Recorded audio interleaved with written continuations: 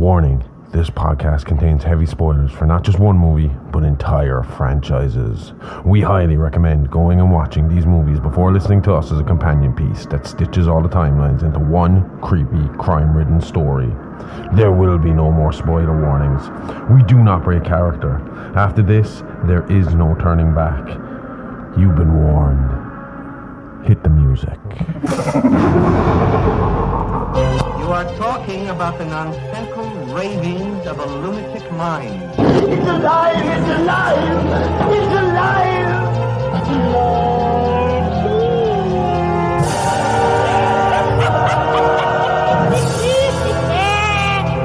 It's alive!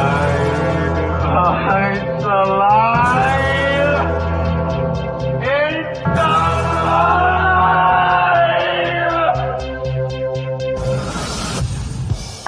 Okay, so I'm not going to take credit for this joke, right? This joke I got from the woman who plays Aunt Esther on Sanford and Son. I was listening to one of her comedy albums on Spotify, but this one made me laugh.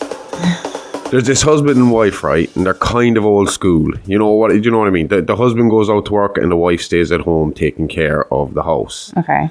Now, this couple have no children, so the wife, she gets lonely during the day at home alone while the husband's at work. The husband, worried about his wife, suggests that she gets a pet, like a cat or a dog or something, just to keep her company during the day. Yeah. The wife thinks this is a great idea, and the next day she heads to the pet shop. So she goes in and she asks the shop assistant if he has any cats. He says, "Sorry, lady, we're all out." Then she asks if they have any dogs. Again, the shop assistant shook his head and said, "Sorry, lady, we're all out." "So what do you have?" asks the lady. "Well, we have a ninja monkey." Confused, the lady asks, "What's a ninja monkey?" "Well," says the shop assistant, "it's a monkey that knows karate." "No way," the lady says, "prove it." So the sales assistant gets the monkey and says, "Monkey, karate the wall." And quick as a flash, the monkey jumped up and with one chop knocks a huge hole in the wall. Okay. The lady's impressed, buys the monkey on the spot.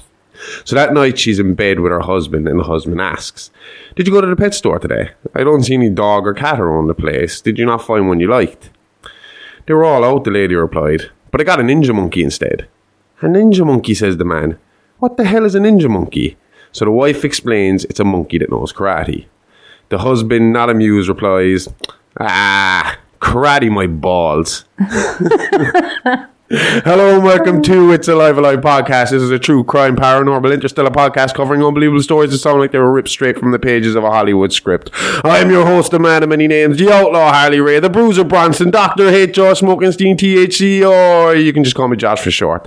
And with me as always is my very own scream queen, the perfect combination of beauty and brains, the bride of Smokenstein, the India Horror, the expert of guts and gore, the gorgeous, the sexy Amy Rose. And this is our official first episode of the new year. Late. Not bonuses. It's not late. It's exactly on time. We had nice bonus episodes to start the new year But out. for us to say Happy New Year, it's a bit late. What about New Year's resolutions? You got any New Year's resolutions? To write the right date. Huh? To write the right date. Or are you still writing 2022? I'm still catching myself doing 2022 half the time at work. 2022? Yeah. You're well behind in the times. Oh, yeah. My plan was just to organise the shit out of all of this and get us rolling like a well-oiled machine. And I started that today. I got our schedule all up. We have a calendar now with all our recording dates, all our subject dates for the entire year up there. You're very organised. Yeah. Fairness. But I was looking stuff up about New Year's resolutions. And do you know where New Year's resolutions started? Vaguely. So the ancient Babylonians are said to have been the first people to make New Year's resolutions some 4,000 years ago. They were also the first to hold recorded celebrations in honour of the new year, though for them the year began not in January but in mid-March when the crops were planted. During a massive 12-day religious festival known as Akitu, the Babylonians crowned a new king or reaffirmed their loyalty to the reigning king. They also made promises to the gods to pay their debts and return any objects they had borrowed. These promises could be considered the forerunners of our New Year's resolutions. If the Babylonians kept their words, their gods would bestow favour on them for the coming year. If not, they would fall out of the gods' favour, a place no one wanted to be. A similar practice occurred in ancient Rome after the reform-minded Emperor Julius Caesar tinkered with the calendar and established January 1st at the beginning of the new year circa 46 BC. Named for Janus, the two-faced god whose spirit inhabited doorways and arches, January had special significance for the Romans. Believing that Janus symbolically looked backwards into the previous year and ahead into the future, the Romans offered sacrifices to the deity and made promises of good conduct for the coming year. I like that idea. The whole looking back and looking forward for that god to be the symbol of the new year. For early Christians, the first day of the new year became the traditional occasion for thinking about one's past mistakes and resolving to do and be better in the future. In 1740, the English clergyman John Wesley, founder of the Methodism, created the Covenant Renewal Service, most commonly held on New Year's Eve or New Year's Day. Methodism is the really hardcore one, right? I think it's like Righteous Gemstone style, isn't it?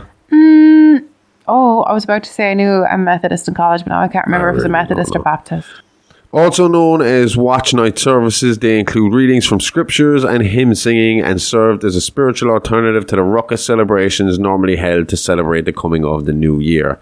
Yeah, the ruckus celebrations sound much more fun. Now popular within evangelical Protestant churches, especially African American denominations and congregations, watch night services held on New Year's Eve are often spent praying and making resolutions for the coming year. Yeah, well, judging off this week's story, maybe they had the right idea. I know. If this case is legit, then my whole belief system is kind of turned up on its head, isn't it? Yeah, kind of fucked your antichrist, anti-Christian even stance. Unless it's all just an extended joke played by a cruel trickster god. Loki's been known to do some fucked up shit before, reining it in after a while. Mm-hmm. I actually have a theory about this, and this is a serious theory I've thought about. Okay. Right. So you have the Norse apocalypse story of Ragnarok, right? And the idea of Ragnarok is that Loki and his children, being a fucking wolf and a serpent and all this, come and there's a big war between them and the gods like Odin, Thor, Freya, all them. Yeah. And eventually, anyway, this battle goes on and the gods do lose the battle. And then that's Ragnarok, and it all ends, and then it all starts again from scratch. You know, it's just a big circle, round and round and round and round. But I had the theory that if you're taking that as a literal battle between the two of them, right, that's fine, like on a battlefield fighting back and forth. But my theory was, if you were a god like Loki, would your best way to destroy and kill the gods permanently not be to replace them in the eyes of mankind? So what if Loki was Jesus and came to Earth to convince people that Christianity was a thing and that they should only be following one god, essentially taking the other gods out of power by us not worshipping them anymore? That being Ragnarok. And, you know, Christianity is the thing that caused Ragnarok and killed the gods, you know? Interesting. See? So that's my little theory. My Clash of the Titans theory. But for this week, I'll have to put my feelings aside and be impartial in our examination of the demon known within Christianity as Pazuzu. So who or what is Pazuzu, and why should we be terrified of it? So who is Pazuzu? I don't know, Josh. Who is Pazuzu? Well, just like everything supernatural, it depends on who you ask. While the tale we begin today focuses on the Christian depiction of the demon Pazuzu, just like many Christian information and characters, Pazuzu existed long before the religion that made it famous, with its name first being found in records of ancient Mesopotamian religion. Mesopotamian religion was the original religious beliefs and practices of the civilization of the ancient Mesopotamia. I knew I'd fuck that one up. I got through the big ones though. I got their religion kind of right. Mesopotamia. I am confused. Mesopotamian? Mesopotamia. Yeah, that's it. Particularly Sumer, Akkad, Assyria, and Babylonia between circa 6000 BC and 400 AD. Good save, huh? Good job. Also called Pazuzu, that's not a big difference, is a personification of the southwestern wind and held kingship over the Lilu wind god, demons, gods, Jesus. No, none of those people, just wind demons. As an apotropaic entity, he is considered as both a destructive and dangerous wind, but also as a repellent to other demons, one who safeguards the home from their influence. In particular, he protects pregnant women and mothers, whom he could defend from the machinations of the demoness Lamashtu, his rival. He is invoked in ritual, and representations of him are used as defense charms. So he's not sounding all that bad so far. Like, if you can use it to protect your home and family, how bad can it really be? Exactly. Like I said earlier, Christians have a tendency to take what they need from history and reshape it to fit their own needs. See, some gods become saints, such as Saint Bridget, formerly known as the Irish god Brigid.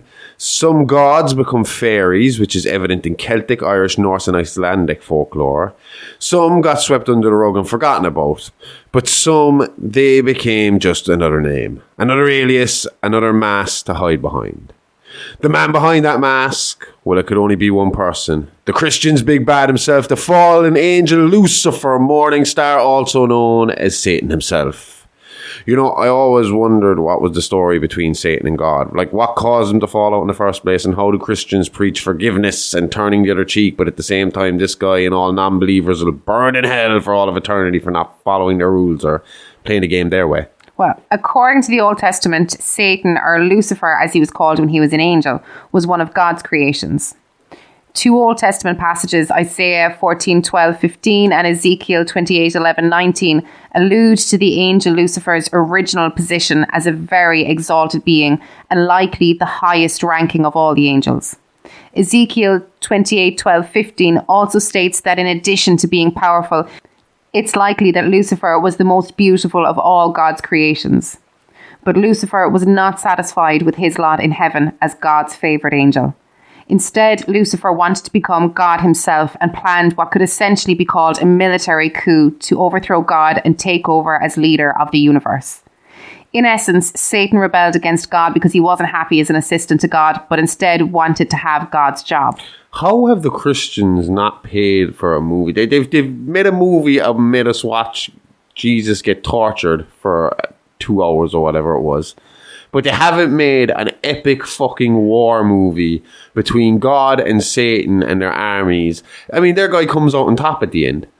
And Satan is knocked to the bottom. I mean, how cool of a story would that be? Like, just him being up there and, like, building this military coup, you know, like, building his followers and all this stuff. And then attacking God. And then the big fucking battle at the end. And then God fucking, you know, finally beats him and throws him out of heaven. And you see him flying down out of heaven, like, you know, like a meteor or some shit like that. How has that not been made yet?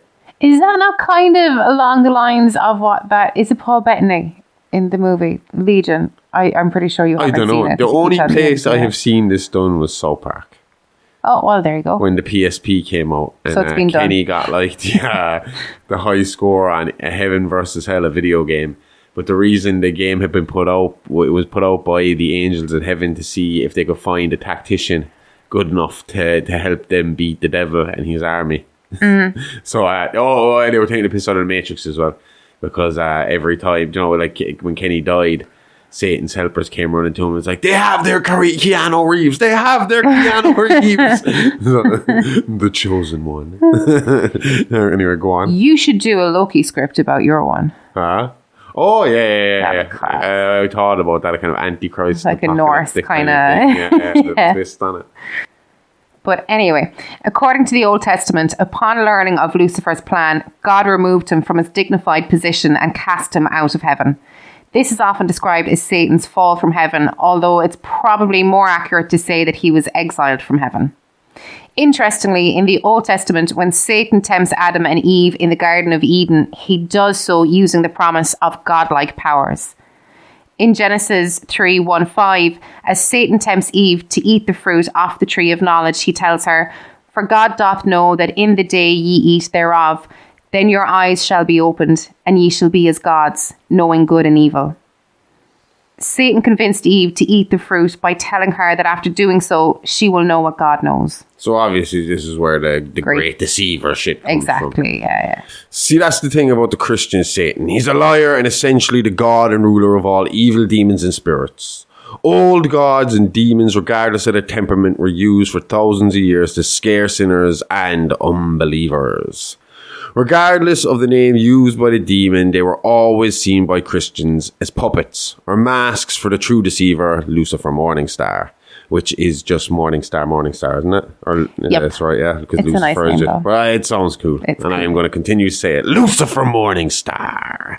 So although we call today's demon Pazuzu, in the eyes of all involved, it was a battle with the devil himself that left them battered, bruised, scarred, scared, and in some cases, dead.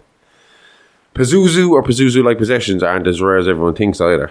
Nope. In the late 1940s in the United States, priests of the Roman Catholic Church performed a series of exorcisms on an anonymous boy documented under the pseudonym Roland Doe or Robbie Mannheim. The 14-year-old boy was alleged to be a victim of demonic possession, and the events were recorded by the attending priest Raymond J. Bishop. According to the author Thomas B. Allen, Roland was born into a German Lutheran family in 1935. During the 1940s, the family lived in Cottage City, Maryland. That sounds really cute. Doesn't it? Yeah. I thought it sounded like a nice place to live. All right. According to Allen, Roland was an only child and depended upon adults in his household for playmates, primarily his Aunt Harriet. His aunt, who was a spiritualist, introduced Roland to the Ouija board when he expressed interest in it. After Aunt Harriet's death, the family experienced strange noises, furniture moving of its own accord, and ordinary objects such as vases flying or levitating when the boy was nearby. The family turned to their Lutheran pastor, Luther Miles Schultz, for help. Long interested in parapsychology, Schultz arranged for the boy to spend a night in his home in order to observe him. When parapsychologist Joseph Banks Ryan learned that Schultz claimed he witnessed household objects and furniture seemingly moving by themselves, Ryan wondered if Schultz unconsciously exaggerated some of the facts. Schultz advised the boy's parents to see a Catholic priest. According to the traditional story, the boy then underwent a number of exorcisms. Edward Hughes, a Roman Catholic priest, conducted an exorcism on Roland at Georgetown University Hospital, a Jesuit institution. What is a Jesuit priest? Is that different from a Catholic, or are they just Catholic priests? They are Catholic priests, but they're a different order of Catholic priests. So it's basically that they were founded by Saint Ignatius of Loyola. So the way you hear, you'd have the Presentation Convent, and they'd be the Presentation Sisters. They're just a different order. The priests are a different order. So you'd have Dominicans and. Yeah. Oh, I just thought that was the name of the churches. No, that's an order as well. There's St. John's Church, St. Brendan's Church, and all that. Yeah. So they're all different orders than the priests that are in them and all that. That's it, yeah. Franciscans. See, Yeah. I didn't know that. I was wondering because I was doing research for this, and they're all over, but I know it's a Catholic story as well, so it was just, yeah. Okay. That's what it is. So during the execution, the boy allegedly... The execution, Jesus Christ. Poor Robbie Mannheim, and that's the end of the story. Everyone was charged with murder, and that's it. You want to try that one again? During the exorcism. I feel awful. Do not let Amy give you an exorcism. I will get carried away. Exorcism you ever have. Better their head than mine, just saying. During the exorcism, the boy allegedly slipped one of his hands. One of his hands out of the restraints, broke a bed spring from under the mattress, and used it as an impromptu weapon, slashing the priest's arm and resulting in an exorcism ritual being halted. The family travelled to St. Louis, where Roland's cousin contacted one of his professors at St. Louis University, Bishop, who in turn spoke to William S. Boorman, an associate of the college church. Together, both priests visited Roland in his relative's home, where they allegedly observed a shaking bed, flying objects, and the boy speaking in a guttural voice and exhibiting an aversion to anything sacred. Boorman was granted permission from the Archbishop to perform another exorcism. Well, balls. It's already going to be up and released, but it's going to come out in the next 24 hours. But I did this story as well on Mini Monsters. Yeah. For TikTok and Facebook and all our socials and all that. I misread that Boudrin's name for Boudrin. Do you know, like the wrestler from the You could be right. You could be right. No, because where the E and the R is, you're right. Oh, Ern instead of Ren. Yep, yeah. I fucked that one up. Oh, well, Shit happens. It's recorded now, so put up with it. The exorcism took place at the Alexian Brothers Hospital in South St. Louis, Missouri, which was changed to South City Hospital. Again, on my mini monsters, you have no idea how many times it took me to record Alexian. Every time I stopped the recording, I was able to say Alexian, no problem, but then I'd start the sentence as soon as I got to it. I'd be like, Alexan. Couldn't. Just couldn't wrap your mouth around that. I eventually got it, but it took a while. Good job. Before the next exorcism ritual began, another priest, Walter Halloran, was called to the psychiatric wing of the hospital where he was asked to assist Boorman. In his 1993 book, Possessed, The True Story of an Exorcism, author Thomas B. Allen offered the consensus of today's experts that Robbie was just a deeply disturbed boy with nothing supernatural about him. Author Mark Obsasvik questioned many of the supernatural claims associated with this story, proposing that Roland Doe was simply a spoiled, disturbed bully who threw deliberate tantrums to get attention or to get out of school. Obsasvik's putting up with no shit here. No. Like, no, you're just a spoiled little shit. Get your ass into school, you little prick. Bet you his kids know what's what. If it wasn't for the name, I'd be like, he's an Irish dad. Yeah. Maybe he had an Irish mom.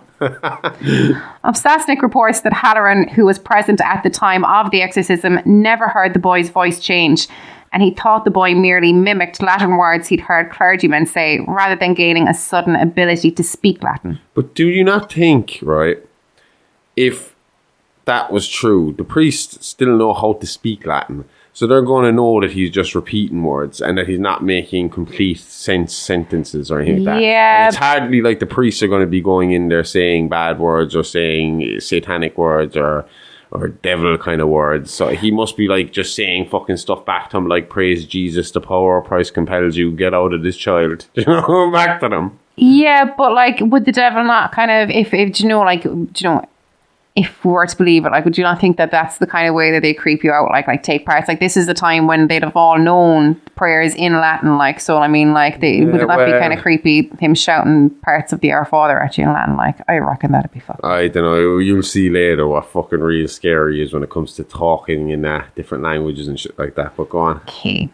Obsasnik reported that when marks were found on the boy's body, Halloran failed to check the boy's fingernails to see if he had made the marks himself. Obsasnik also questioned the story of Hugh's attempts to exorcise the boy and his subsequent injury, saying that he could find no evidence of such an episode that had actually occurred. Two Christian academics, Terry D. Cooper, a professor of psychology, and Cindy K. Epperson, a professor of sociology, wrote that advocates of possession believe that although they are not frequent, exorcisms are necessary for casting out the demonic, and cases of genuine possession cannot be explained by psychiatry. Cooper and Epperson devoted a chapter of their book, Evil, Satan, Sin and Psychology, to the case and dismissed natural explanations in favour of a supernatural perspective regarding the nature of evil. So they actually thought this was a genuine case. So these are two psychiatrists or academics that believe this stuff. No, again, just because you're academically inclined doesn't mean you're not tapped. Well, they're Christian academics. Yeah. So I would assume they're restricted by their beliefs and all that. Yeah. How can you be a Christian academic? I mean, like, what happens when evolution comes up and stuff like that in your discussions? Are you just like, nope, that didn't happen. Scientific fact. I said it. I'm a scientist, so now it's scientific fact. I think that there's a lot of Christians that are Christian that believe in dinosaurs. That whole Robbie Mannheim story, though, there is a lot of similarities between that and today's case with Regan MacNeill, as a man named Father Lancaster Merrin could attest to. Father Lancaster Merrin was a Dutch priest and archaeologist who was born in the Netherlands to a Dutch father and English mother sometime in 1896. Living a regular childhood between England and the Netherlands, Father Merrin entered the seminary in his teenage years, studying religious archaeology on top of the usual priest curriculum. You know, Holy Bread 101 and how to turn wine into blood in 5 simple steps. Typical priest stuff. So he would have been studying probably throughout World War I and the aftermath. Yeah, seems about right. But as much as he would have to deal with throughout World War I is like, you know, food shortages. The Netherlands stayed neutral throughout the conflict, and the effect on their country would be similar to what we see today with the Russian-Ukraine war, causing supply shortages, rising prices, and an influx of refugees throughout the country. No, it wasn't until World War II that Father Mirren would really feel the devil at work. Although still a neutral country throughout World War II, Holland was invaded regardless, and on the 15th of May 1940, one day after the bombing of Rotterdam, the Dutch forces surrendered. The Dutch government and the royal family relocated to London. Princess Juliana and her children sought refuge in Ottawa, Canada until after the war. The invaders placed the Netherlands under German occupation, which lasted in some areas until the Germans surrendered in May 1945. It was during this time, as he served as a parish priest in a small village in Nazi-occupied Holland, that Mirren had his faith shattered by a particularly brutal event. In 1944, a Nazi SS commander came raging into the village with a small platoon of men with him. One of their own had been murdered close by, and they were out for vengeance. Mirren acted as negotiator and begged the commander to conduct a proper investigation to find the culprit.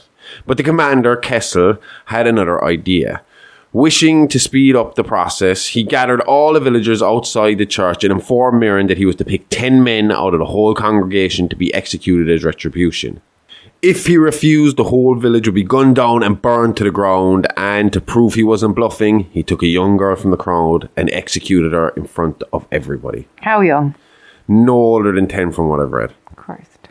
Mirren then proceeded to walk through the crowd, signing the death warrant of 10 men with the point of a finger. This would be his last act as a priest for 5 years, as he lost his faith and made the decision to focus on archaeology as a career instead. Yeah, well, I can't really blame him after a traumatic experience like that. Yeah, I mean, if the devil is real, then the closest we've come to seeing it on earth is Hitler and the Nazis. To this day, if you ask anyone who was the most evil man in history, Hitler's name will come up almost straight away. So that'll tell you they're yet to be undone. Yeah, hopefully it'll stay that way. Hopefully. Yep. Okay, it's honesty time. We have a confession to make. We suck at socials, no good at Insta, can't send a tweet or an X or whatever that super villain looking motherfucker is calling it now. Stick to your space cars, Elon. But we know you want to chat.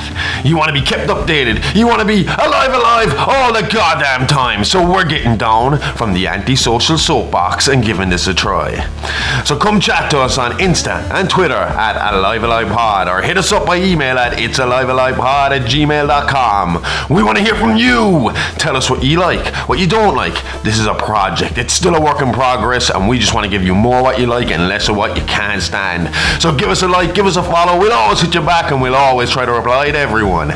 So come say hi. We don't bite. Well, at least Amy doesn't. And she keeps me well fed, so you got nothing to worry about. Now, back to the show. So here is where we introduce Pazuzu into our story. The now former Father Mirren was working on an excavation site in the valley called Blatty in the Turkana region of British Kenya. The site was the site of a famous battle. It's said that a great army led by 2 priests came to the valley searching for the origin of evil 1,500 years prior. When they arrived in the valley, the evil presence consumed them and one priest killed the other. When the lone surviving priest made it back, Emperor Justinian ordered a church be built over the site and then buried to seal the evil force inside of it. When reinforcements and builders made it to the site, they found all the soldiers slaughtered, with a number of them crucified on upside-down crucifixes. Images and statues of the demon Pazuzu was found by a lot of the bodies. The builders of the church never meant it to be recorded in the Vatican documents. However, a vague reference to it was recorded and found in 1893. It's believed that the valley in Dorati was the traditional spot of Lucifer's fall after the war in heaven. Either way, the site had a church built on it, sealed and buried, untouched, unused, still with the new church smell in it, in an area not traditionally Christian at the time. This was enough to pique the interest of Mirren, and he went along on the dig, curious to work out the mystery of the buried church. Only problem is that once the church was unsealed, mysterious supernatural events started to kick off.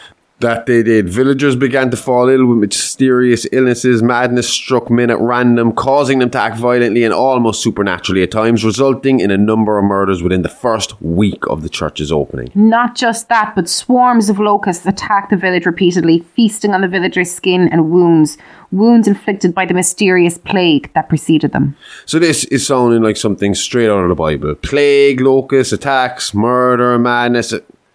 Wait, tell me again why people follow this religion? You said you'd stay impartial. I know, but they make it so hard. Said one priest to the other about the altar boy. Upon entering the church for the first time, Merrin noticed that it was mostly your standard regular Christian church, in pristine condition with the exception of 2 oddities and a little vandalism. Now, that should have, caused warning fucking signals straight away. Yeah. If this has never been opened, how is there vandalism? Do you know? Was it done before they sealed the church? Did they seal somebody inside? We'll Shit, find where out. to go? The main crucifix on the altar had been desecrated and turned upside down to make the symbol of the devil. So that was the vandalism. Along with this were the odd angel statues, both brandishing weapons which were pointed to the ground or maybe towards hell. Either way, they were protecting the people above from the monster trap below in the dungeon of the church in the hell miles below. Little did they know that at this point the evil had already been released by the unsealing of the church, and Pazuzu's attack on the Kenyan tribe that lived above his prison was well underway. The goal of Pazuzu is simple. Like a parasite, it must find a host to feed off of and help vocalize and act out its evil deeds. And that's exactly what it did in Kenya in 1949 when Pazuzu entered the body of a young boy by the name of Kakumo. This would be the case that restored the faith of Father Merrin. After seeing the plague and evil engulf the village, Merrin was shook and wasn't sure what to believe, but he said himself in his autobiography, The Exorcist, that one look into Kakumo's red eyes, sorry. red eyes was, and I quote, enough to bring the light of the Lord back to me. See, Merrin hypothesized that if evil such as Pazuzu could exist in the universe, then its opposite must exist to keep it in line. This renewed feeling of faith is what Father Merrin said helped him to defeat Pazuzu in their first battle. In a more spiritual, simpler time, exorcisms were generally performed more regularly, but even by the 40s, this practice had dwindled and was very rare. Yet the red tape needed today to perform an exorcism was still not in place. This allowed Merrin to take early action against the beast, performing his first exorcism and vanquishing Pazuzu from Kakumo, freeing the child, ending the plague, and to his belief, sending the demon back to hell. This all took a serious toll on Father Merrin's health, giving him lifelong heart and breathing problems going forward. After this event, Father Merrin returned to the church, splitting his time between his churchly duties and more religious-based archaeological digs. He continued to do this until, as an elderly priest in 1973, on an archaeological dig in Iraq, he again found images of the demon Pazuzu, and subsequently experienced other unusual phenomenon. Now, I haven't been able to find what that phenomenon was, but some weird shit was happening around Iraq at the time. Okay. He felt this was a sign and followed his gut feeling to return stateside. Not yet sure why, but deep down he could feel something pull him there, and these signs were just proof of that in his mind. So that's Father Merrin's background, but what about Father Karras? Well, Father Damien Karras was a first-generation Greek-American from New York and was the only child of Constantine and Mary Karras. Born in 1935, he spent his whole childhood in New York, growing up on East 21st Street in Manhattan. While not destitute, the Karrases survived week to week, paycheck to paycheck, with Constantine working odd jobs as a handyman and his mother taking work as a cleaner. When I read about his childhood, all I could picture was good times, with Florida out in the cleaning jobs and James just trying to find a steady job, working shifts as cover just to, get by another week. And just like good times, the dad would croak too early and kill the whole tone of the show. Spoiler alert, some people might not know that yet, Yeah, but it's an old American sitcom from the 70s. Spoiler alerts are only valid for the first decade of a story's existence. Yeah, I think you just made that up. Maybe. Either way, this is more than a decade. The show's 50 years old, so what do you want me to do? And John Amos gets pissed off with JJ being goof. He complained and the writers killed his character James off. He's lucky it wasn't Chuck Lorre writing the show, or he would have been killed off. Don't do it. Dynamite! We're cancelled. That was nice while it lasted, Josh. Moving on. As Amy said, Father Karras's father Constantine died when Damien was still very young. From what I could find out about it, the man had a heart attack just before Damien hit his teenage years. Now a single parent, Mary had to double down on her cleaning workload in order to ensure Damien would continue his studies and accomplish his goal of becoming a Catholic priest. A goal he accomplished when he became a Jesuit priest on July 30th, 1957.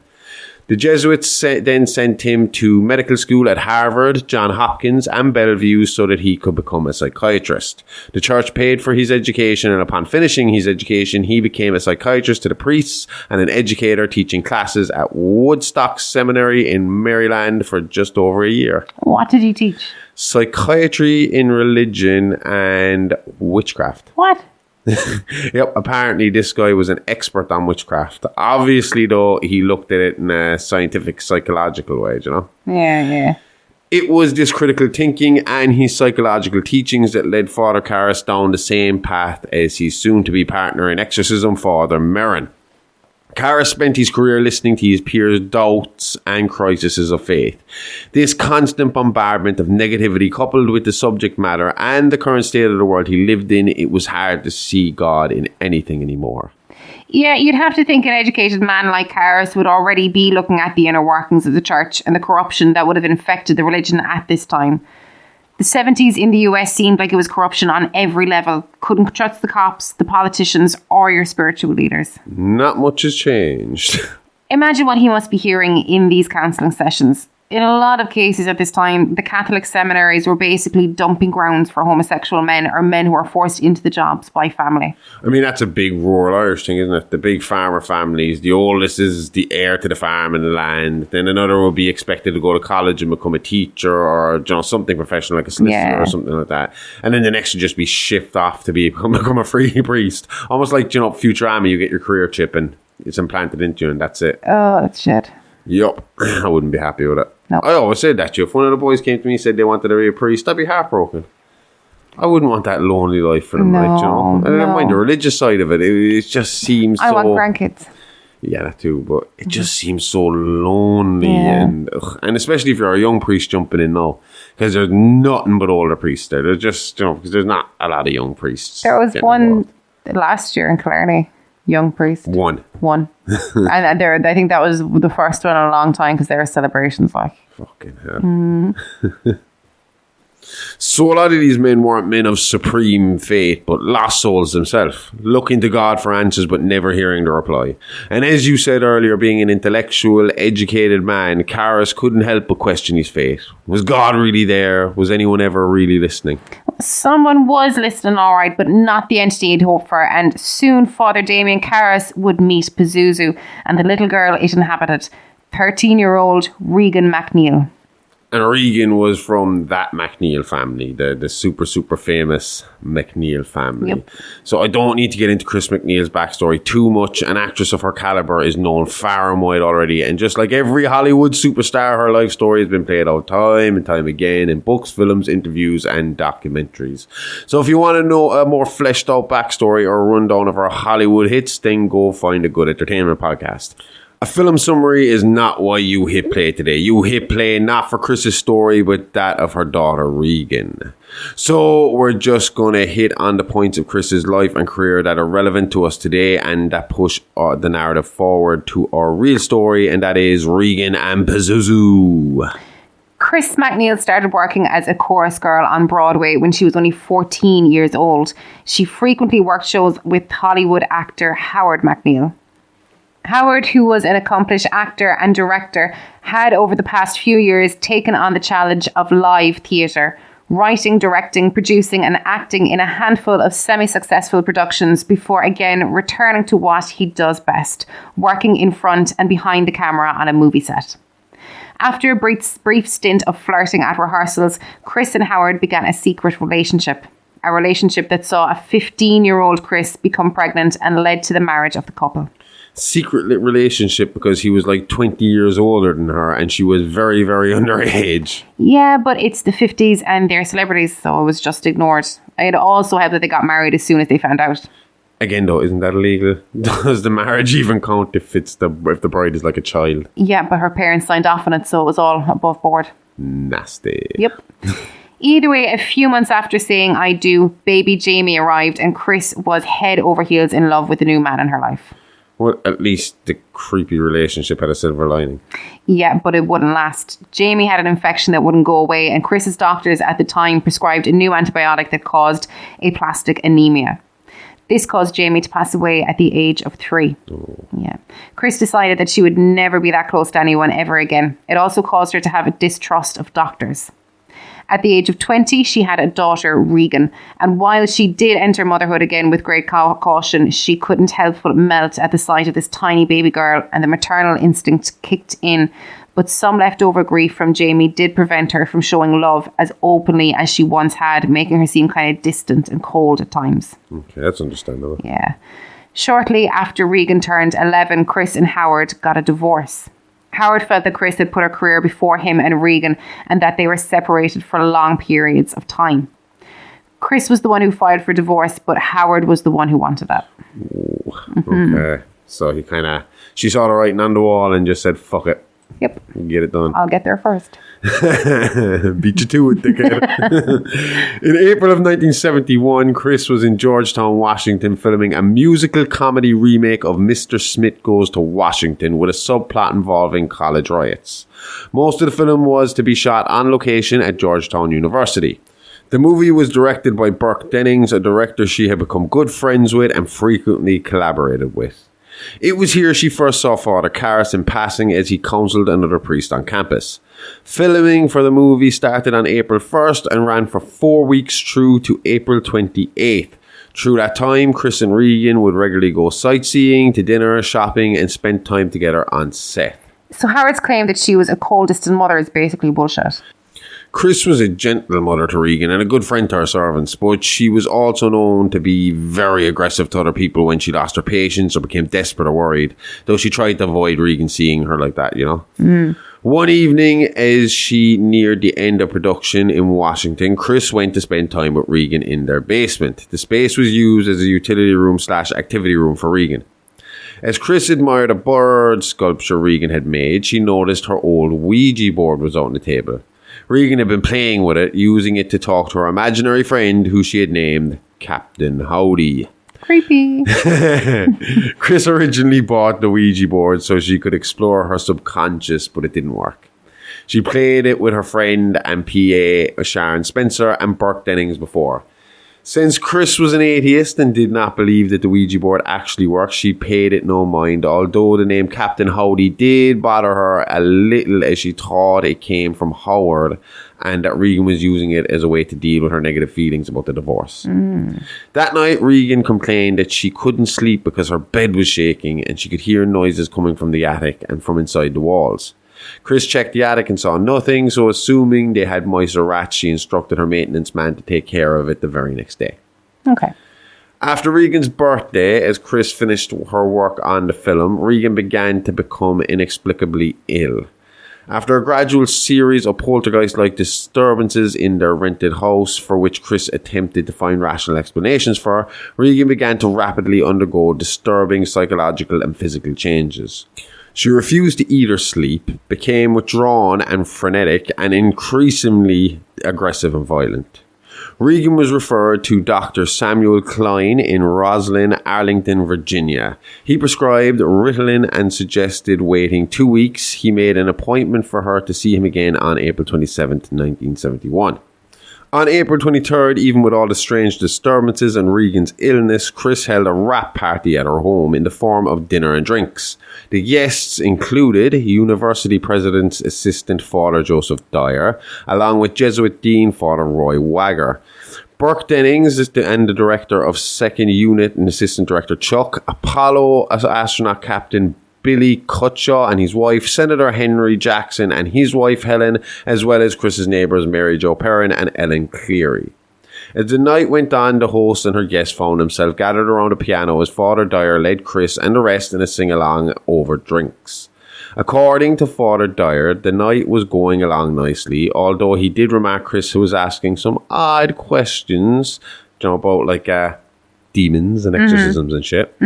When they noticed Regan standing at the doorway.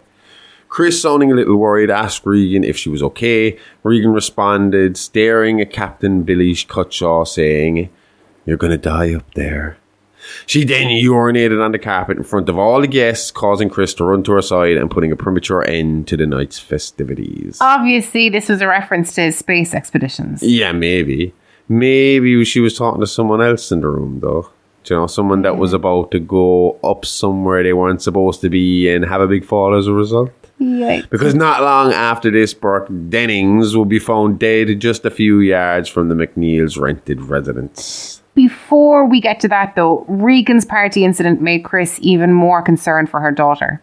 After the guests had left and Chris had Regan settled in bed, she went and spoke to her friend Mary Jo Perrin. Mary Jo was a little eccentric and fancied herself a bit of a supernatural occult expert. She told Chris that the Ouija board was the probable cause of Regan's illness. She believed that as well as there being a possibility of demons seeing it as an invite into Regan's soul, it could also tap into the subconscious, possibly making Regan believe she had been possessed, essentially making it as dangerous as the real thing. Chris said in later interviews that after Mary Jo left, she strongly considered dumping the demonic board, but the fear that Regan's dependency on it could cause her to get worse with its sudden disappearance caused her to think again. But before she could make a decision either way, she heard a ruckus kick off in Regan's room. Hearing Regan scream, Chris says she ran to the room in a panic, terrified of what she might find next. And she was right to be worried, because when she got to the room, what she found was Regan in the centre of her bed, gripping to her sheets for dear life as the bed violently shook, pounding the wooden floor as it almost jumped independently in place. You'd think witnessing this would be the straw that broke the camel's back. Like, how would you explain that? You know, how would you rationalise that? Ghost, no way. She's just a mechanical bull enthusiast and went the busy schedule of a 13-year-old to deal with. She tries to get practice in whenever it's possible. I'd get myself checked. I'd be questioning what I just saw. Questioning your sanity? Yeah, I'd be getting me checked for it. Yeah, but I suppose in a few of these cases you'll see there's more than one witness. But we'll get to that. No, I say there's more than one witness, but at the same time, every time I bring that up, it's also that it's the same witnesses, and you know, there's only one or two of them, so you don't know if they can be trusted when it comes to the more fanatical, crazy shit that happens in the story, because it does get wild.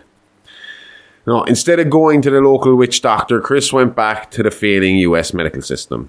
Being a celeb, Chris could afford the best of the best in healthcare, but even with all that, no solution could be found for Regan's strange maladies. First up was Dr. Klein, who suggested an EEG. The results came back normal. He then suggested it could be epilepsy, but really he was reaching for any plausible answer he could think of.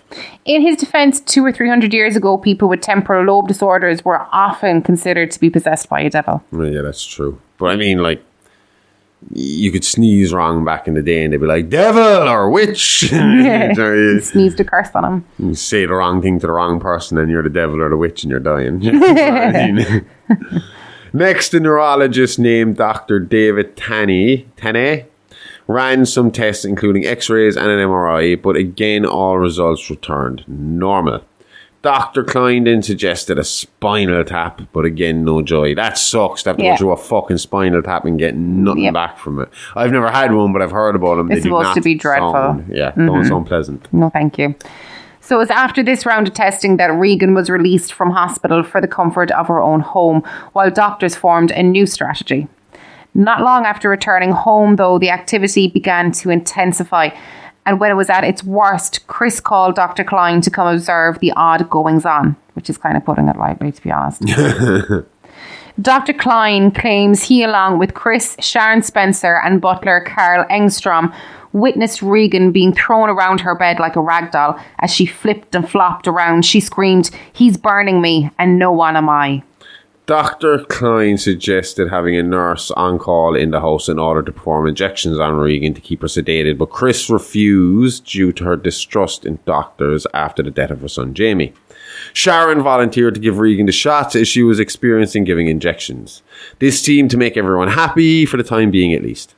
Chris accompanied Dr. Klein back to his office to discuss Regan's case a little more. Dr. Klein, at a loss with nothing but positive test results, that's positive as in good and not positive as in sorry, I'm afraid you're HIV positive, suggests psychiatry as the next step in treatment. I know wrapping your head around demonic possession has to be hard, especially for rational people, but how do you witness something like this and come to the conclusion that therapy is the solution for this child? I mean, clearly there's something else, something outside their understanding at play here. Maybe he was suggesting all of them go to therapy. All right, if we're all seeing this, we're all fucking mental. We all need to go talk to a psychiatrist. True. Yeah, like that group, what you call it, group thing. Group therapy? No, I know it's group therapy, but where everybody has that, you know, like a mental break. There's a name on it, like that dancing plague. Oh, shit, and it's right. It's really obvious as well. Fucking hysteria. Mass hysteria. Yeah. Mass hysteria. A group hysteria. We got it. We got there. Ouch. Anyway, Chris returned to the house at about 7:21, only to find the property empty of all adults at least. Regan was still tucked up tightly in her bed. She was tucked up in bed, but the bedroom window was wide open and the room was freezing. Like you could see your breath in there. At least that's what Chris says when she recalls the night. See, I was wondering then, would that have something more to do with the demonic possession? Because this is April in America. Well, April in Washington. Is it cold there? Washington would be like would it New be York, like that cold that you're seeing your breath from having the window open? Well, like think of a frosty evening here in spring. Like you're still getting in April.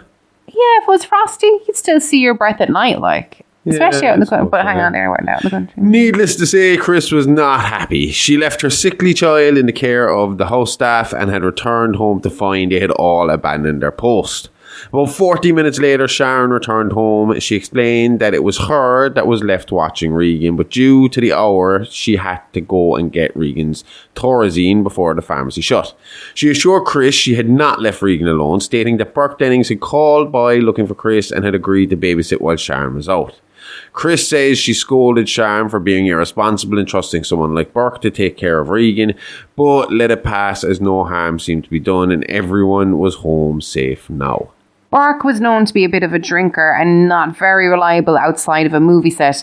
He was also known to be quite cruel when drunk, regularly following Chris's butler Carl around, calling him a Nazi and a kraut. Carl was Swiss but didn't let Burke get to him, even though he did find his immature wisecracks annoying at the best of times. Carl's wife Willie worked in the house too as a maid.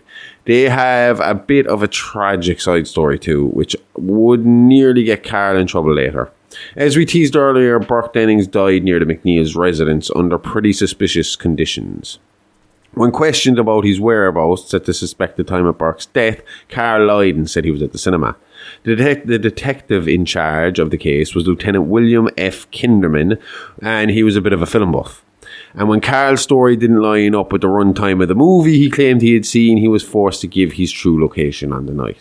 You see, Carl's wife, Willie, often claimed that their only daughter had passed away not long after they emigrated to the States.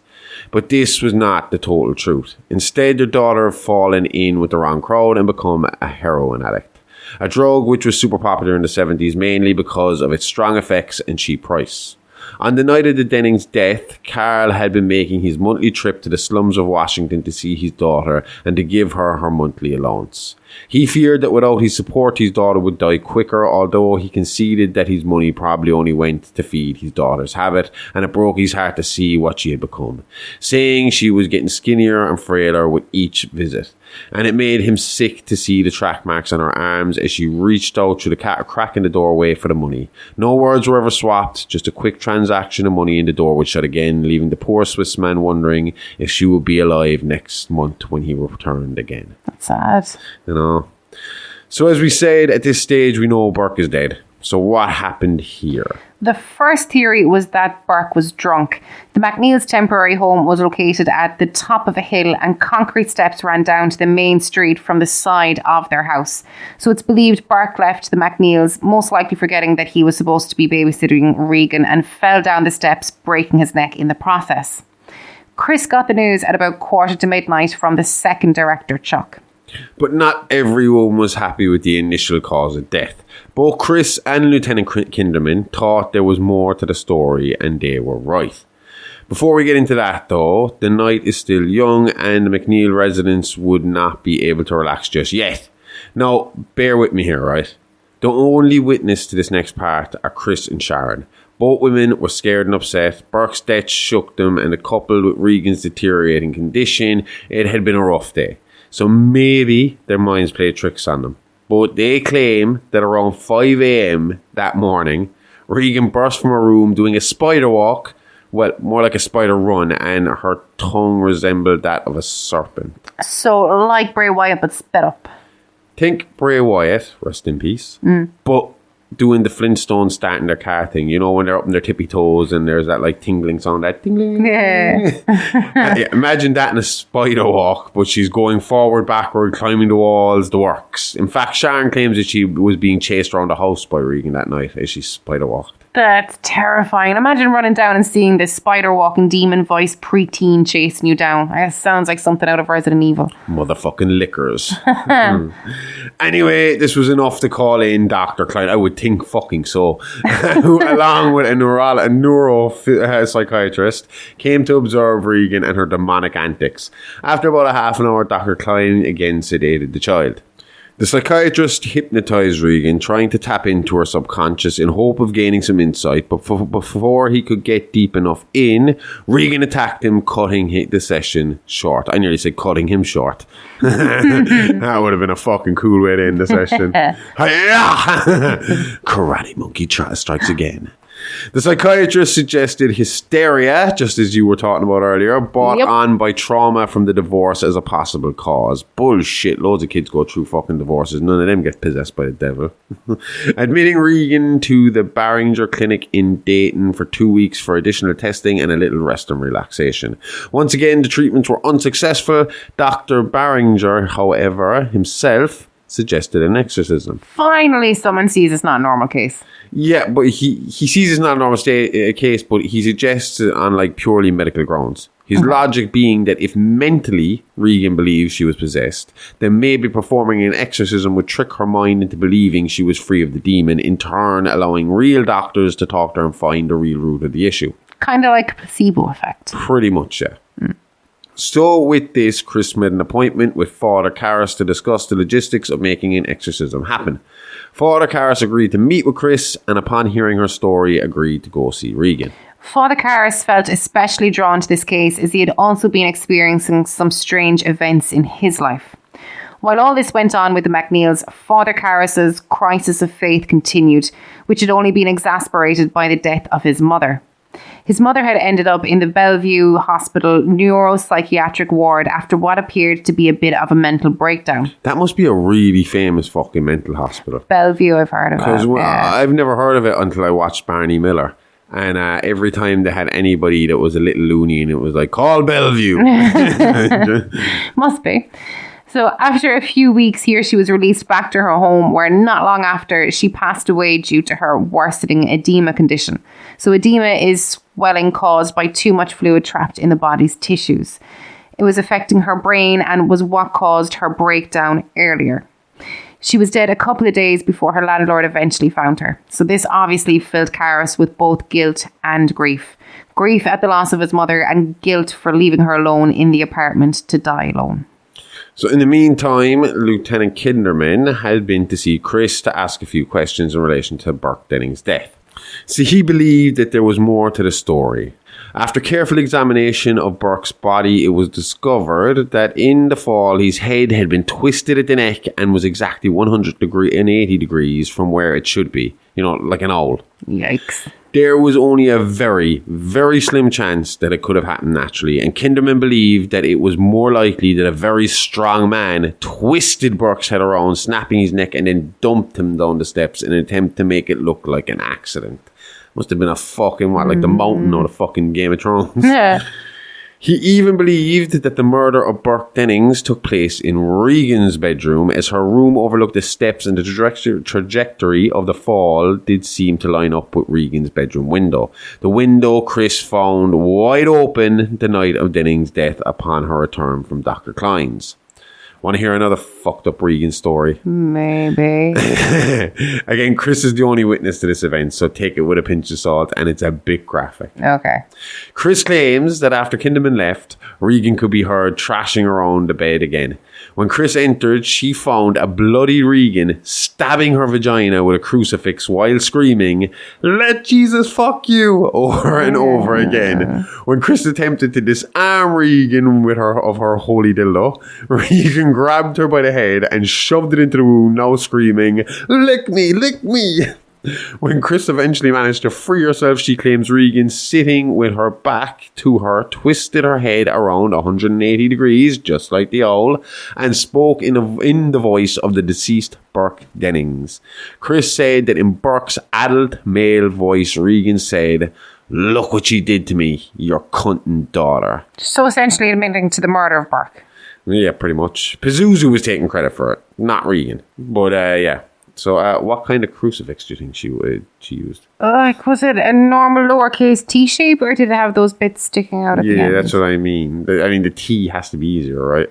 It's not like she was in there listening to Barry White with some scented candles. Like, she was tapping her vagina. I don't think it really matters. Yeah, fair point. And now we know if you want to get Amy in the mood, it's Barry White and scented candles. Vanilla, I believe, is her favourite. I'm okay with the vanilla candles, but you're going to turn me off with Barry White. I only think of Regan MacNeill. Do you know I can't even think of any proper Barry White songs. Anytime I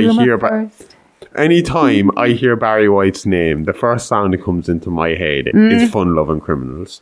Barry White, saved my life. Barry White, saved my life. Got me back with my old ex-wife. Oh no, Mommy used to play him the whole time at home. I do remember that one. My mom did too. It was the Ally McBeal fucking thing. Yeah. But I like the Fun Loving Criminals because they were fun. Yeah. You know, the Scooby Snack song and all that I shit. like Scooby Snack. But yeah, anytime I hear Barry White, and it's such a smooth, easy-going song, I just instantly think of that song instead of Barry White songs. Yeah. So that's what I'd have on for you with your vanilla candles. What, the Fun Loving Criminals? Oh, see you in the morning. Anyway, needless to say, this crazy incident caused Chris to take some extra precautions, keeping Regan sedated and restraining her arms and legs to the bed.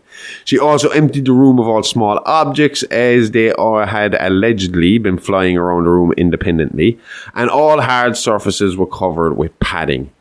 It was under these circumstances that Pazuzu and Karras first came face to face. Karras, making his first consultation call, first spoke to Chris to again try and lower her expectations when it came to the possibility of the Vatican approving an exorcism. There are many criteria that need to be filled in order to convince the church that a case is genuine possession. With very few exorcism requests being approved from the higher-ups, the church was desperately trying to modernize. The flock grew smaller by the year, and being seen to hold on to such archaic practices such as exorcisms wasn't good for their public image. But faith is faith, and if they were approached with indisputable proof of a possession, then God requires that image be put aside and the soul be saved. Among the signs of demonic possession are speaking in unknown languages, discerning distant or hidden things, and displaying a physical strength that is at odds with the possessed person's age or state of health. So supernatural knowledge and strength that is impossible for the afflicted victim to possess. Father Karras says in his first visit with Regan that she was now almost always going under the persona of Pazuzu. Karras began by introducing himself to Regan, in which she responded, "I'm not Regan, I'm the devil. Now kindly undo these straps." Karras simply replied that if she was truly the devil, then she should be able to remove her own restraints, to which Pazuzu responded, "Such a vulgar display of power, Karras." It then went on to compare it to Jesus' crucifixion and resurrection. When Jesus returned from the grave after crucifixion, why didn't he reveal himself to everybody? Why did he choose to only show himself to his 12 followers? Surely they already believed. Should he have not shown himself to the ones who killed him in the first place, making believers out of them? So almost seems like it's a propaganda story someone made up to gain some followers, you know? Or was it like the devil said, it would have been too vulgar a display of power, too much for the unbelievers to take, you know? So who knows? Karras asked where Regan was, to which it replied, "In here with us. Your mother's here too. Would you like to leave a message?" Karras followed up by asking what was his mother's maiden name. Pazuzu stopped, stared, and projectile vomited all over Karras, leaving him covered in a thick green goo similar looking to pea soup. Even this wasn't enough to convince Karras. Although he knew this case was definitely out of the ordinary, he still believed there were mental health issues at play. He suggested that Regan be institutionalized in the best hospital Chris could find for at least 6 months of therapy and observation. He believed convincing the church of a genuine possession would be near impossible, and said that Regan's claim of being the devil himself would work against her. Obviously, Chris wasn't happy with this outcome and pressed the priest to push for an exorcism. Seeing the pain in her face, the desperation, he agreed to go think on the subject. But before he left, he had to ask Chris a question. Did Regan know he was coming? And did she know his mother had passed recently? To both questions, Chris replied, no. Karras, despite his wavering beliefs, decided to do more investigating, returning the next day with a tape recorder. If he was going to get this exorcism approved, he would need hardcore, indisputable evidence, so that's what he set out to do. He didn't have to wait long, because moments into his second session, Pazuzu began to speak, spitting out Latin and French like it was its first language. A win for Karras.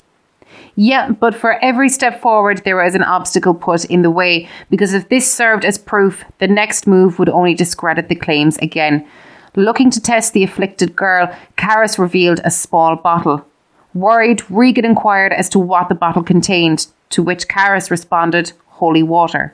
This upset Regan, who thrashed and screamed as the priest splashed the water all over her body. The bottle only contained regular water, which a demon should not be harmed by. Wait, what's the difference? One is blessed by a priest and the other isn't. Obviously, it all makes so much sense now. The only saving grace here was that after the water hit her, Regan began speaking in a strange language. One at first the priest believed to be possibly Aramaic, but when taken to a language expert later, he would discover it was actually English, just backwards. In the tape, it was revealed that the demon was screaming, I am no one. Sharon Spencer claims she later called Karras to come over.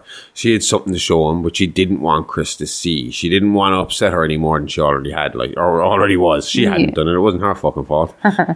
According to Sharon, who is the only living witness to this part of the story, she brought Karras to Regan's room, removed her quilt, and pulled up her nightdress. When she did, the words, "Help me," appeared on Regan's abdomen, appearing on their own out of the clear blue sky. This was the final straw, and with the taped evidence in hand, Father Karras made his way to the church head offices to speak with his supervisors and to request an exorcism. To his surprise, the elder priest agreed, trusting his judgment and believing the evidence presented to be sufficient grounds for performing the rites.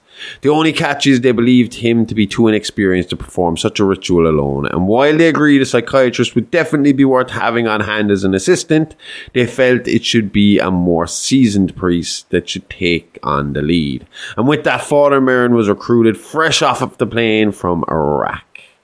I'd have to assume when he was briefed on the situation and heard the name Pazuzu come up, he just, felt duty bound to act and get involved. Maybe. Hey, you. Yeah, you.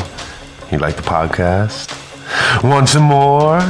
Then head on over to our Patreon page, where for just €5 a month, you get up to 12 extra shows in that month, along with piles of minisodes covering fun facts from the world of horror and true crime. Each week, we drop multiple shows such as Real Monsters, where we look at the inspiration behind the movie Killers, or Behind the Mask, where we take a look at the influential people and happenings in the world of Hollywood. All this, plus movie reviews, watch-alongs, and regular AMAs. That means Ask Me Anything. You really do get a bang for your buck. And by bang, I mean like podcast. I'm not soliciting or anything. Shit. Moving on.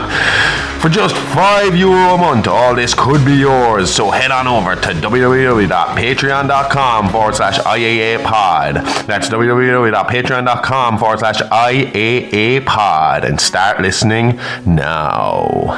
So with that, all the pieces were in place and the exorcism of Regan MacNeill was set to happen imminently. I read that Merrin and Karras didn't even meet beforehand. Like, their first time laying eyes on each other was on the night of the exorcism, and when Karras asked Merrin if he wanted the details of the case, the old priest declined. Yeah, Merrin had learned from experience that what the demon said was irrelevant. Again, in his eyes, he's dealing with Satan, the great deceiver. He advised Karras to ignore the demon's vulgar insults and not to engage in conversation with it. In other words, stick to the script, kid. Okay. So as you could imagine, to begin with, this played out pretty much how you'd imagine an exorcism would play out. Just like you see in the movies. The priest began by ensuring that Regan was properly restrained. They then got out the Bibles, crosses and holy water and went to work, reciting prayers over the child as they routinely sprinkled her in holy water. Now the details are sketchy, and like a lot of the more wilder claims that we've addressed in today's story, they come from secondhand sources or lone witnesses. This next bit is primarily accounts of what Chris, Sharon, Carl and Willie heard from standing outside the room in the hallway, or from Caris in between sessions as the priest rested. The alleged story is that Regan's bed lifted from the ground as the priest prayed, eventually slamming back down onto the floor, causing the lights to flicker. In this flicker, Caris claims he saw the demon's true face, pale with black eyes, flicks of red framing its face. He said it was the face of pure evil, an image he would never forget and take with him to his grave. As all this went on, Regan again began to vomit the strange pea-coloured goop, laughing in between and what it called the priest's feeble attempts. At this point, Father Merrin invoked the name of Jesus in the ritual, causing Pazuzu to anger and sending anything in the room not nailed down flying. Again, no proof on this, but during the ritual, Father Caris claimed to see Regan's head turn a full 360 degrees away around, as if it was not restricted by muscles, tendons or bones like the rest of us. He also claims she caused a mild earthquake, which seemed to affect only that room, as no records of any tremors in that area were recorded and no one else in the house seemed to feel it. Pity they didn't catch it on camera. If that was today, we could at least watch all this going on and have some proof. The early 70s, we have to rely on witness testimony, and let's be honest about it, this all sounds a little bit far-fetched. You think that's far-fetched?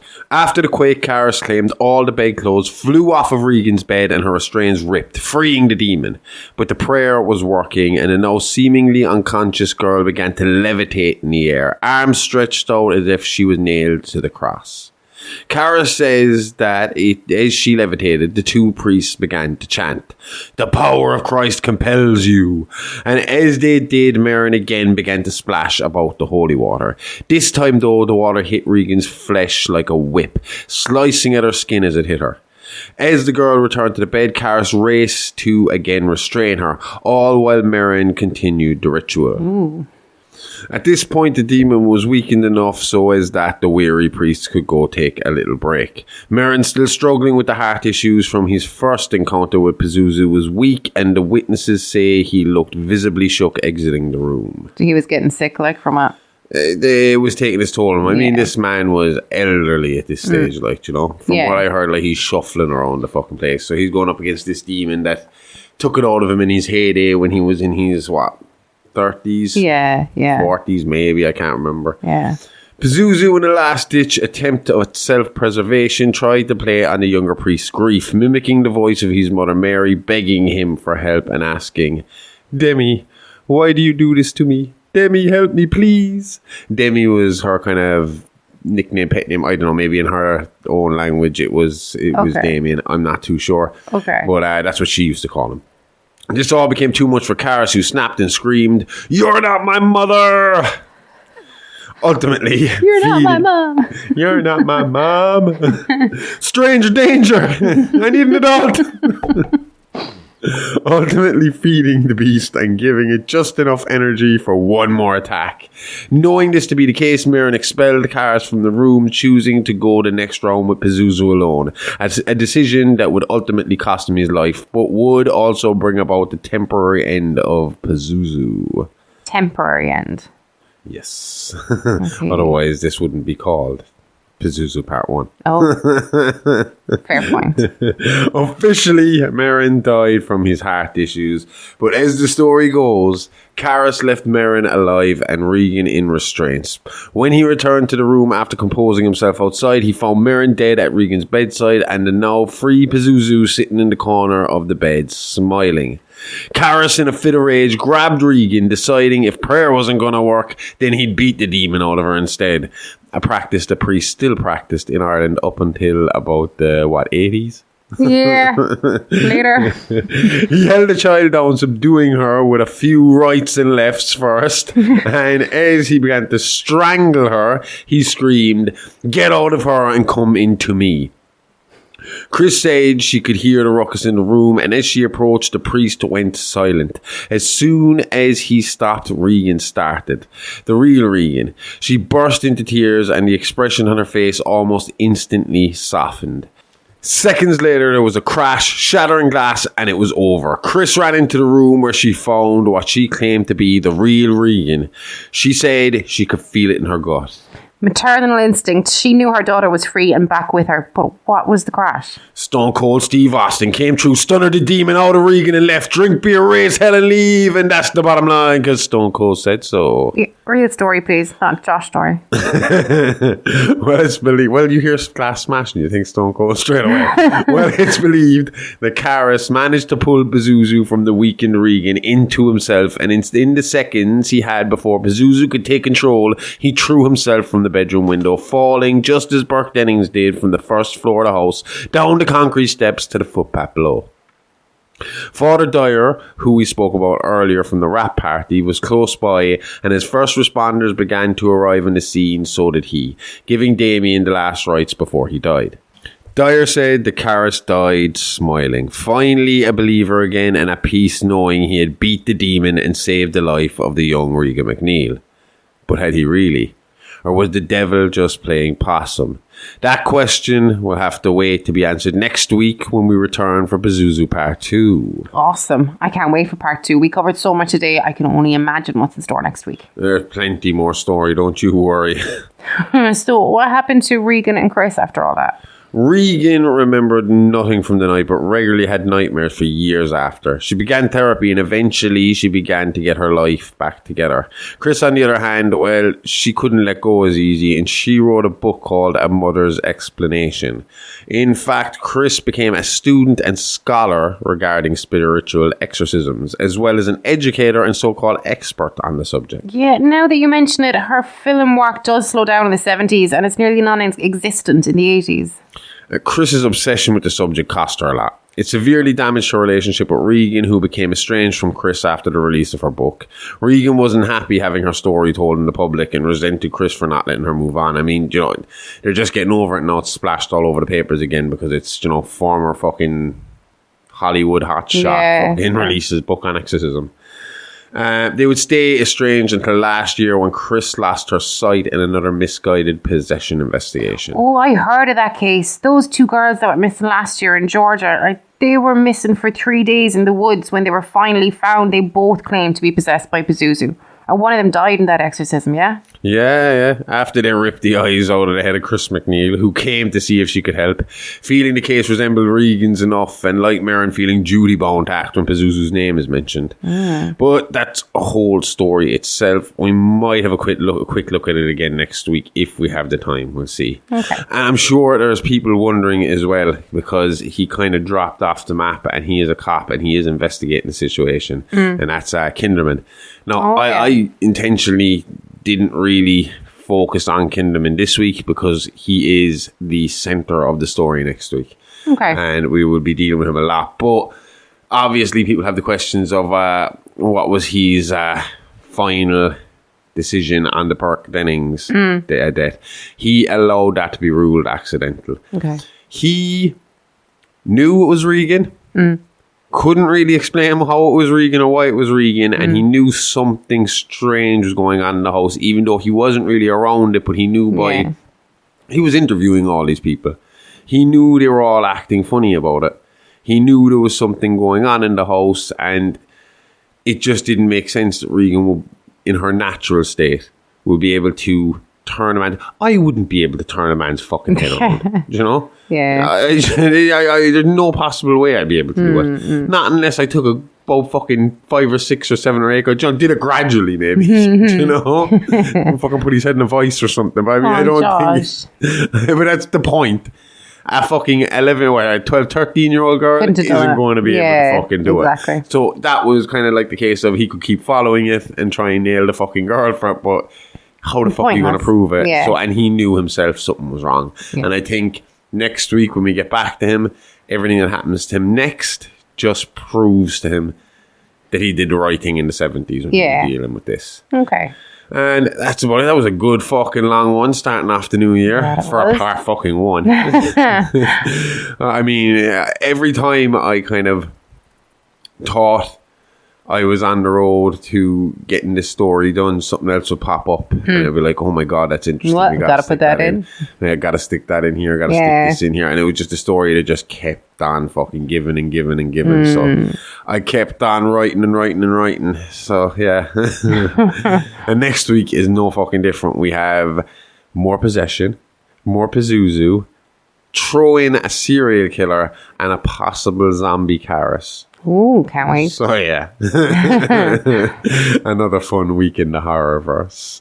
But until then, I am Dr. Hardy Ray, smoking scene teaser. Oh yeah. Before we get to our other ends, we're supposed to be plugging our fucking stuff. We got Patreon where we have Behind the Mask and Real Monsters. Where this week we are doing Unreal Monsters, some more possession cases, which are pretty fucking cool. We got Mini Monsters and Creepypasta Crypts dropping almost every day, 4 days a week. Outside that, you can follow us on all our socials at It's Alive Pod, and you can follow Amy at Amy Rose IAA. Oh yeah, that's a good one to follow.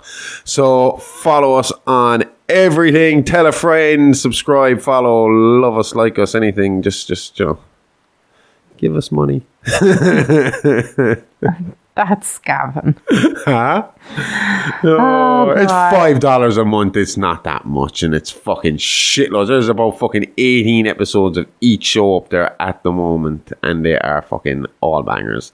I think we put up. In fairness, we do put a bit of work in them. Yeah. I mean, people saw that last week. The last 2 weeks, we've given a few samples of Patreon stuff to give you a taste of what's over there. So I think actually some of the Patreon episodes are our best episodes. Yeah, you like a lot of our Patreon stuff, all right. I think a lot of our Real Monster stuff come out really fucking well. And we've covered some serious fucking monsters over there. Yeah, I've had to sit out on one or two. There was one you sat out of. That was Peter Curtin. Peter Curtin, yeah. The vampire of Dusseldorf. Nope. So if you want to hear me and my dog do that one. She didn't even like it.